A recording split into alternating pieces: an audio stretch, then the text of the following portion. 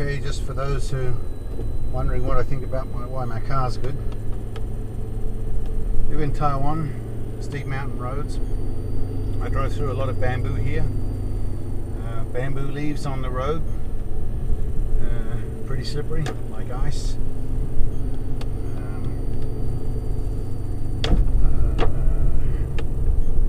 Used to have an Audi A4, great car. Unfortunately for where I live, it's really not the car for when you have bad road conditions. I get around 700 kilometers between refuels driving like this, up and down mountains. At the moment I'm just in sports mode. I drive in second gear pretty much all the way home on this road. Generally between revs of between, you know, as low as maybe 1500, maybe 1200 RPM, up to maybe 3.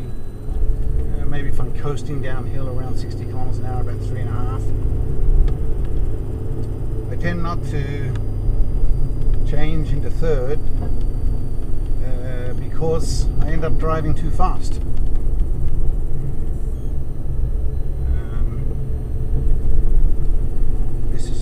This is just my normal daily road routine.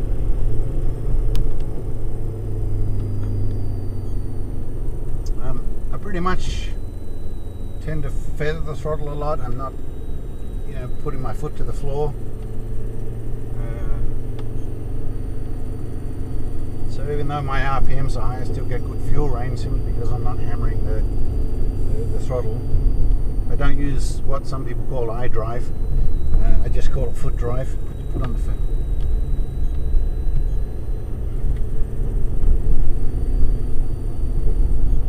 So right now I'm doing around 50 kilometers an hour in second. Generally on this road it's anywhere between 40 to 50, 60. You really don't want to be going a lot faster because on some of these corners you can't see what's coming the other way. And the other thing is that this road's just been cleared. We had a lot of rock slides recently due to heavy rains.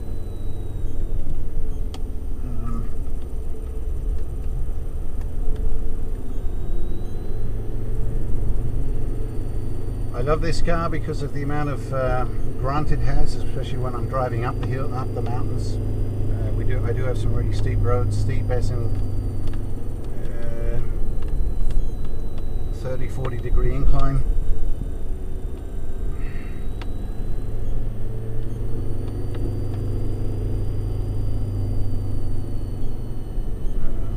Just had this car in 3 years.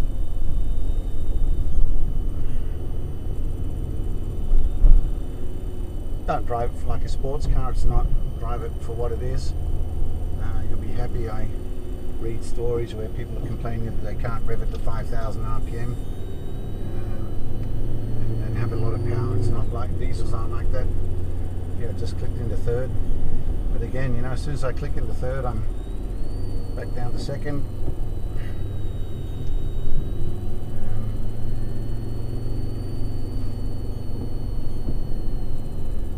Tyre life on this vehicle.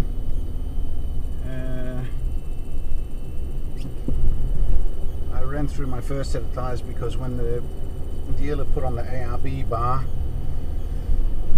they didn't do a wheel alignment, so the insides of my tyres were screwed pretty quickly.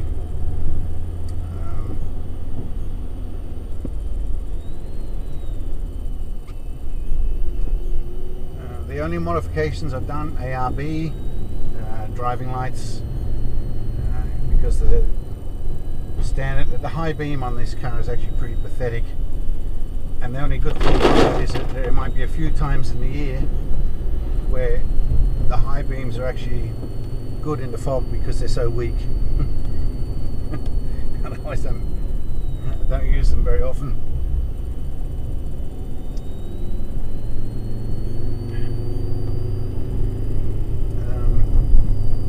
I don't know how this engine's going to look after, you know, say 150,000 kilometers or 200,000 kilometers. I don't drive that many kilometers on it anyway. And when I do, it's like this. Mainly I drive up and down the mountains where I live. So my engine does go through the rev range, mainly because I drive in second.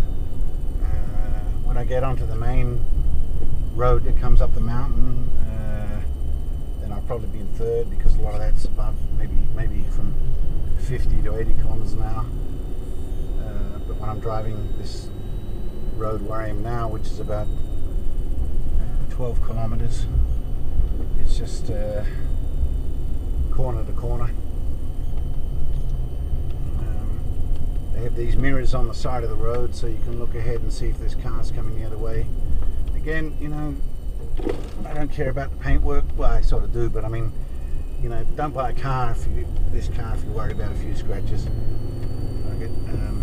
Do I take extra precautions and put all these special, you know, polishes and waxes? No. The only time my car gets a wash is when it rains. Really. Maybe twice a year. Maybe I go through the car wash at a gas station. I vacuum the inside occasionally. But, you know, I live in a country that gets lots and lots of rainfall. The car's never leaked. It's been great.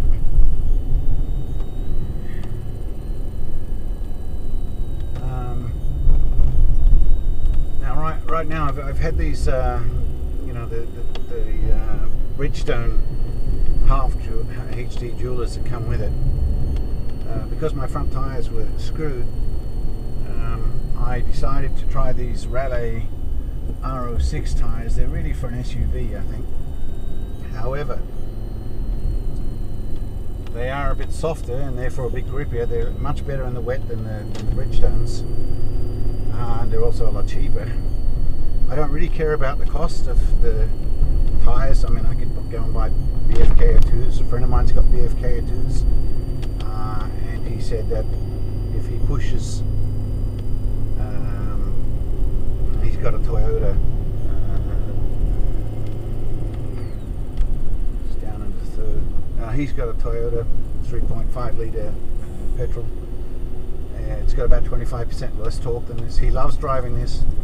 Actually, sometimes I'm renting my car when he needs to go and pick up a bunch of stuff.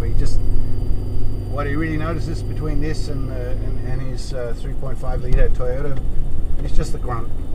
You know, these diesels just have fantastic grunt in them. So here I'm doing 70 kilometers an hour, which is really, I don't want to be going that fast all the time around here, because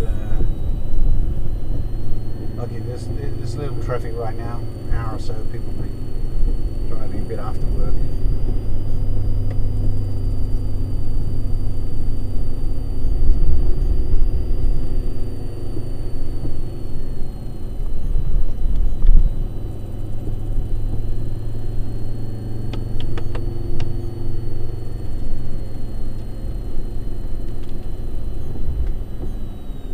So actually I drive in sports mode simply because I find it easier to just listen to the engine rather than end up driving too fast. I can just listen to the engine speed. You know, here I get a little flat section. I go into third now. Yeah, for a few corners.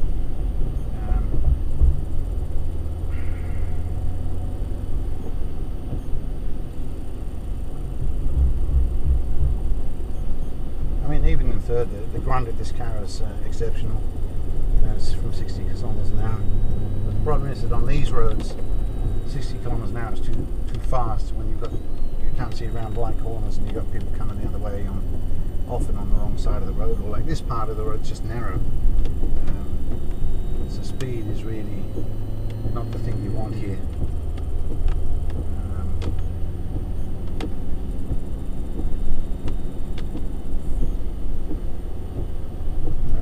These Ryan does Raleigh RO6.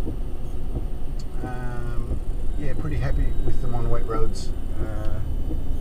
You know, I drive wet roads all the time, so for me, the grip is more important than the wear rate. And because I go corner to corner quite often, unlike other people who live in countries where they basically drive straight roads.